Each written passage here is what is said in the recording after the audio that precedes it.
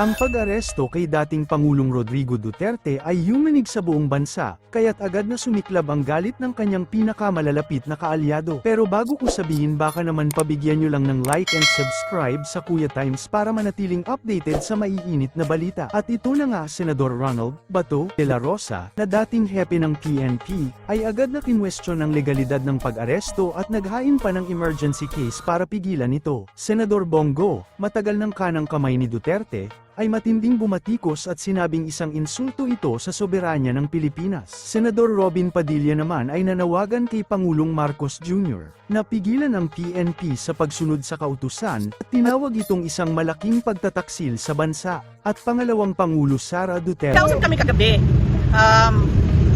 And it was okay naman.